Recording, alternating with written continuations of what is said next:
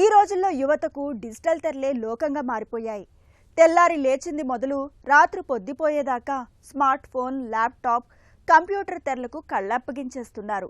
గంటల తరబడి ఇలా డిజిటల్ స్క్రీన్ల మీద గడపడం మూలంగా వాటి నుంచి వెలువడే నీలికాంతి మన కళ్లకు సమస్యలను తెచ్చిపెడుతోందని హెచ్చరిస్తున్నారు డాక్టర్లు.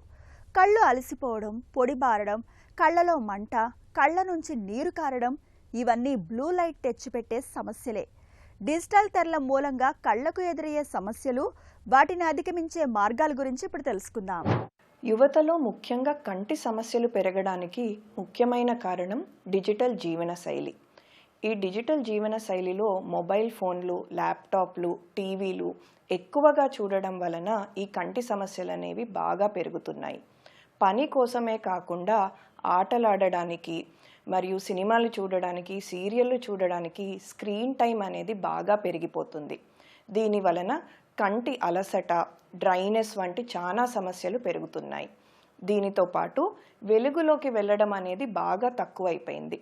నిద్ర కూడా సరిగ్గా సరిపోవడం లేదు. ఇవన్నీ కారణాల వలన కంటి సమస్యలు బాగా పెరుగుతున్నాయి ఈ మధ్యలో.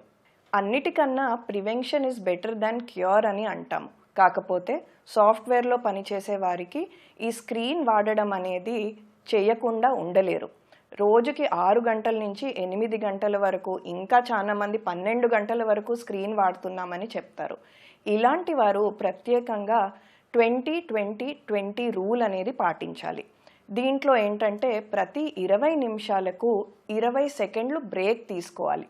బ్రేక్ అనగానే మనం మామూలుగా మళ్ళీ సెల్ ఫోనే తీస్తాము, అది కూడా స్క్రీన్ కిందకే వస్తుంది. సో అలా 20 నిమిషాలకి 20 సెకండ్లు 20 అడుగుల దూరంలో ఏదో ఒకటి చూస్తే కళ్ళు అనేవి బాగా రిలాక్స్ అవుతాయి.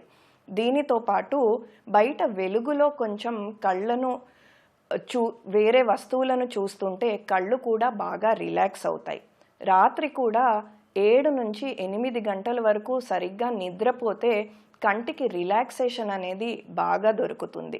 ముఖ్యంగా ఏం ప్రాబ్లమ్స్ ఉన్నా, ఇబ్బందులున్నా వెంటనే డాక్టర్లను సంప్రదిస్తే దానికి చికిత్స అనేది చాలా ఈజీగా అయిపోతుంది.